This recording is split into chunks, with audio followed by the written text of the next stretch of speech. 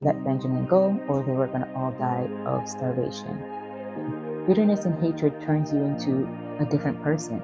He stayed faithful to God and he allowed the love of God to guard his heart. Hello, everyone, and welcome to Rosemary's Heart. My name is Nicole, and as a believer, my mission is to inspire other believers to develop an intimate relationship with God. Okay, so let's get into the video. Let's continue my final part of my Bible study on Joseph. Okay, so we're going to continue at Genesis 42, verse 1 and 2. When Jacob heard that grain was available in Egypt, he said to his sons, "Why are you standing around looking at one another? I have heard there is grain in Egypt. Go down there and buy enough grain to keep us alive. Otherwise, we'll die." Since Joseph was governor of all of Egypt and in charge of selling grain to all the people, it was to him that the brothers came. When they arrived, they bowed before him with their faces to the ground. Joseph recognized his brothers instantly, but he pretended to be a stranger and spoke harshly to them. "Where are you from?" he demanded. "From the land of Canaan," they replied. "We have come to buy food." Although Joseph recognized his brothers, they didn't recognize him, and he remembered the dreams he had had about them many years before.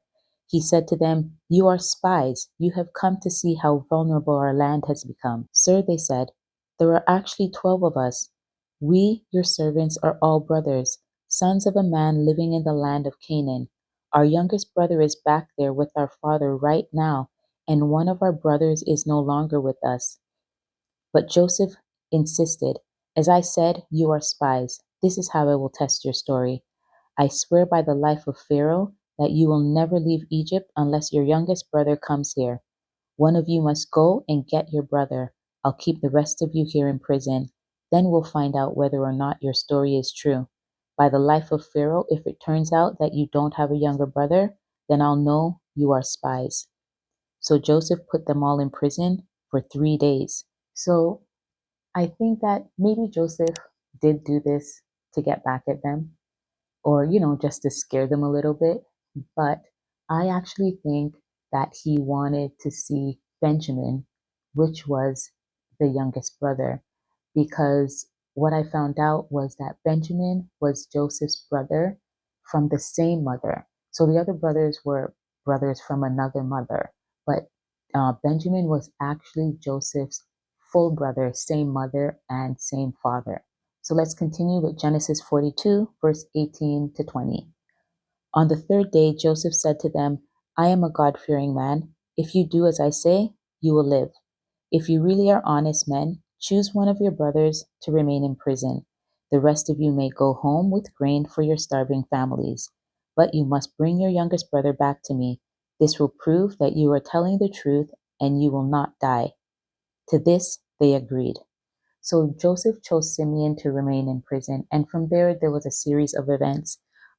Joseph filled their sacks with grain, and he also returned their payment. And when they saw that, they were actually terrified. And they said, as I quote, "What has God done to us?" Because they were feeling that God was punishing them for what they had done to Joseph.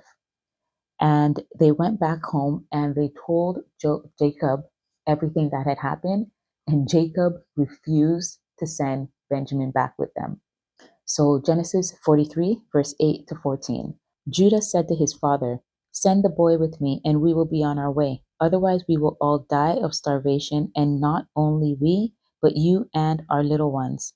I personally guarantee his safety. You may hold me responsible if I don't bring him back to you. Then let me bear the blame forever. If we hadn't wasted all this time, we could have gone and returned twice by now." So their father Jacob finally said to them, "If it can't be avoided, then at least do this. Pack your bags with the best products of this land. Take them down to the man as gifts: balm, honey, gum, aromatic resin, pistachio nuts, and almonds. Also take double the money that was put back in your sacks, as it was probably someone's mistake. Then take your brother and go back to the man. May God Almighty give you mercy as you go before the man, so that he will release Simeon and let Benjamin return. But if I must lose my children, so be it." So at this point, Jacob had no choice. It was either let Benjamin go or they were going to all die of starvation. So when they get back to Egypt, they're actually told that they're going to have dinner with Joseph. And they also released Simeon from prison. Okay, so let's continue with Genesis 43, verse 26 to 34. When Joseph came home, they gave him the gifts they had brought him, then bowed low to the ground before him. After greeting them, he asked, "How is your father, the old man you spoke about? Is he still alive?" "Yes," they replied, "our father, your servant, is alive and well." And they bowed low again. Then Joseph looked at his brother Benjamin, the son of his own mother. "Is this your youngest brother, the one you told me about?" Joseph asked. "May God be gracious to you, my son."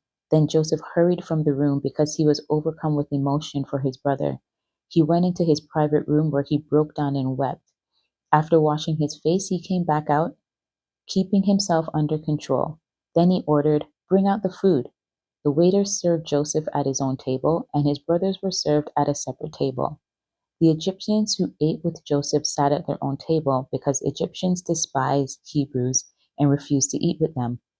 Joseph told each of his brothers where to sit, and to their amazement, he seated them according to age, from oldest to youngest. And Joseph filled their plates with food from his own table, giving Benjamin 5 times as much as he gave the others. So they feasted and drank freely. So some would be thinking, why would Joseph do this? Why would he prepare such a big feast for them? And I believe that it's because he had the love of God in his heart. He didn't allow bitterness and hatred to take over. Because honestly, if he did allow bitterness and hatred to take over his life, he wouldn't have been able to walk in the plan of the plan that God had for him. Bitterness and hatred turns you into a different person.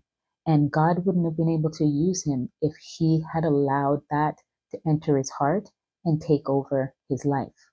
Do you want God to use you? Because I know that I want God to use me to expand his kingdom, to walk in the plan that he has for my life. And I'm sure that you want to walk in the plan that God has for your life. So as a result, we can't have any bitterness, anger, hatred, and unforgiveness.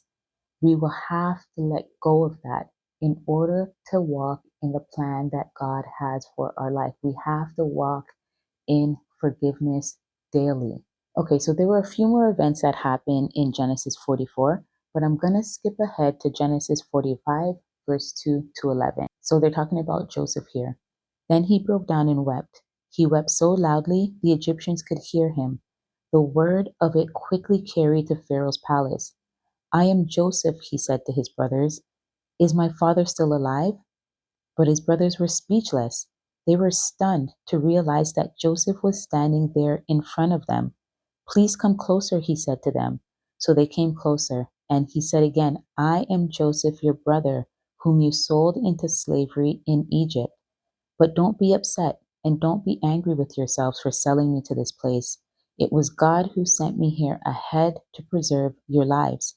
This famine that ravaged the land for 2 years will last 5 more years, and there will be neither plowing nor harvesting.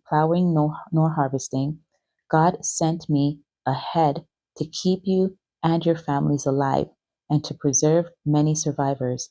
So it was God who sent me here, not you. And he is the one who made me an advisor to Pharaoh, the manager of his entire palace, and the governor of all Egypt. Now hurry back to my father and tell him this, what your son. Now hurry back to your father and tell him, this is what your son Joseph says. God has made me master over all the land of Egypt, so come down to me immediately. You can live in the region of Goshen, where you can be near me with all your children and grandchildren, your flocks and herds and everything you own. I will take care of you there, for there are still 5 years of famine ahead of us. Otherwise, you and your household and all your animals will starve." Do you notice how Joseph told them not to blame themselves? He told them not to blame themselves because he felt that everything that they did was all part of God's plan. He didn't blame them either. That is true forgiveness. He didn't allow the trials to change him.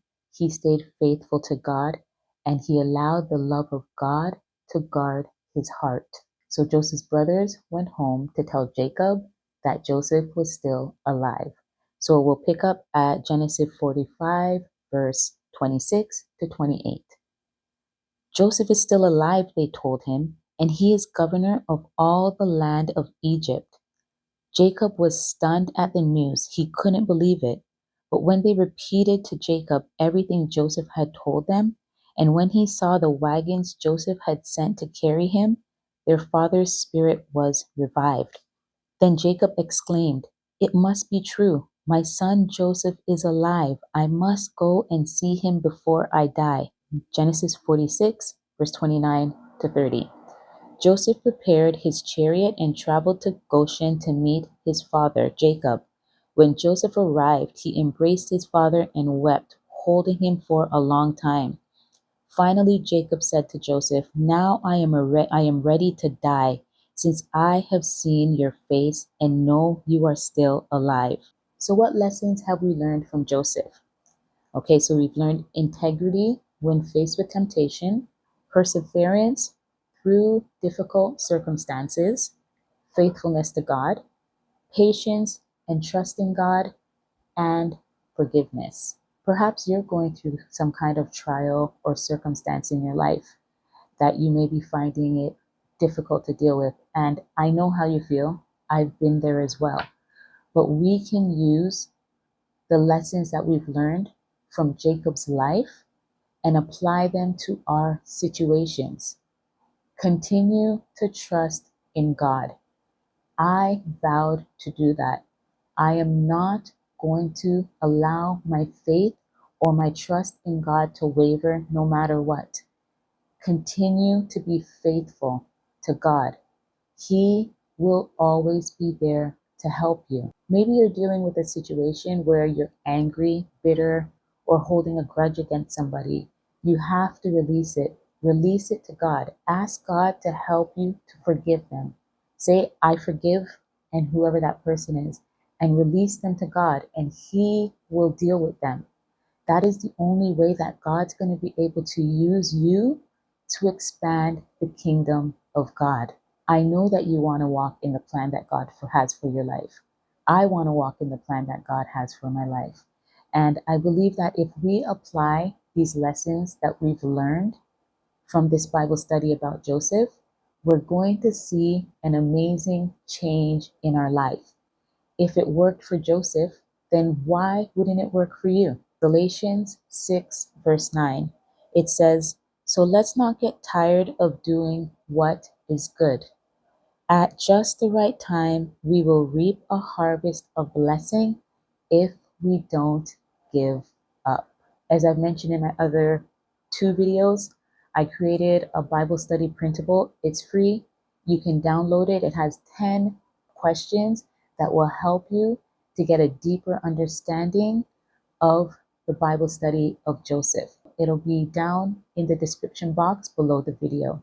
If you want more videos that will help to build your faith and help you to develop a deeper and intimate relationship with God, then subscribe to the Rosemary's Heart YouTube channel. And don't forget to hit that bell so that you will be notified whenever I upload a new video. And if this video was a blessing to you and you enjoyed it, then make sure that you hit that like button. Well, I want to thank you very much for watching, and I can't wait to see you in the next video. Bye for now, and God bless.